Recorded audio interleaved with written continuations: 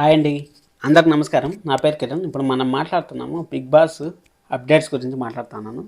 ఇప్పుడు తేజస్విని గారు వస్తున్నారు కదా బిగ్ బాస్కి. అమర్దీప్ గారి భార్య తేజస్విని గారు వస్తూ ఉంటారు కదా, ఆవిడికి ఎంత ప్రమోషన్స్ వస్తున్నాయంటే మామూలు ప్రమోషన్స్ కాదు. అంటే నెగిటివిటీ ఎంత పెరుగుతుందో పాజిటివిటీ కూడా అంతే పెరుగుతుంది. ఎప్పుడు కానీ ఒకటి గుర్తుపెట్టుకోండి, నెగిటివిటీ ఒకటి బిగ్ బాస్లోకి పోయేటప్పుడు ఎంటర్ అయ్యేటప్పుడు వాళ్ళకి ఒక్క పాజిటివ్ వైపు సరిపడిన చాలు, ఇంకా టైటిల్ విన్నర్ అయిపోవడానికి చాలా చాలా ఛాన్సెస్ ఉంటాయి. అసలు ఛానల్ వాళ్ళే లేపుతా ఉంటారా అనేసి అంటే నిజంగానే లేపుతా ఉంటారు. ఎందుకంటే వాళ్ళు డ్యాన్స్ 2.0 గెలిచారు. డ్యాన్స్ 2.0 గెలిచిన తర్వాత వాళ్ళు లాస్ట్ ఇయర్ వరలక్ష్మి వ్రతం అనేసి లాస్ట్ వీక్ సండే ఒకటి జరిగింది ప్రోగ్రాము. యాక్చువల్లీ మనము ఛానల్లో వచ్చేటివన్నీ ఫాలో అవుతాం కదా, ఫాలో అయితేనే కదా మనకు బిగ్ బాస్ అప్డేట్స్ గురించి వాటి గురించి చెప్పాలనేది. దానికోసం అనేసి నాకు కొన్ని తెలిసినవి మీకు చెప్తా ఉన్నాను, మీకు పంచుకుంటే బాగుంటుంది అనేసి. అలాగే అక్కడ వచ్చారు, అక్కడ స్పోర్టివ్నెస్ మాత్రం చాలా చాలా బాగుంది తేజస్విని గారిలో. స్పోర్టివ్నెస్ అంటే ఒకవేళ గెలిచినా తీసుకునేది, ఓడిపోయినా తీసుకునే దాంట్లో చాలా చాలా బాగుంది. అంటే ఆ విధంగా ఉంటే అసలు ఇంకా బిగ్ బాస్లో చెప్పాల్సిన పని లేదు, తిరగలేదు. అలాగే మళ్ళీ ఇప్పుడు నెక్స్ట్ పరివారం అనేసి ఒక సండే ఎపిసోడ్లు వస్తాయి.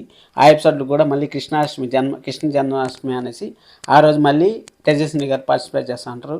అసలు ఈ విధంగా ఛానల్ వాళ్ళు సపోర్ట్ చేయడం చాలా చాలా మంచి ఉద్దేశమే. ఎందుకంటే వాళ్ళు ట్రై చేస్తూ ఉండేట్టుంది. లాస్ట్ ఇయర్ అమర్కి రావాల్సింది మిస్ అయింది కాబట్టి ఈసారి తేజస్విని గారికి లేకపోతే అమ్మాయిలకి కొంచెం ఫేవర్ చేద్దామనేసి ఏమైనా ఛానల్ వాళ్ళు అనుకుంటున్నారో, లేకపోతే ఎప్పటి నుంచో స్టార్టింగ్ నుంచి ఆ ఛానల్లో ఉండి ఆ ఛానల్లో సీరియల్ చేసే వాళ్ళని పెళ్లి చేసుకుందని రెస్పెక్ట్ ఇస్తూ ఉంటారు. ఆ విధంగా ఉంటే నిజంగా తేజస్విని గారికి చాలా చాలా పాజిటివిటీ ఉంటుంది.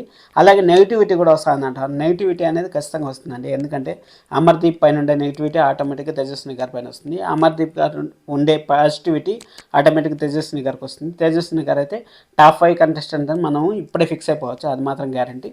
ఏంద్రా నువ్వు తేజస్విని భజన చేస్తున్నావు అని మీరు అనుకోవచ్చు.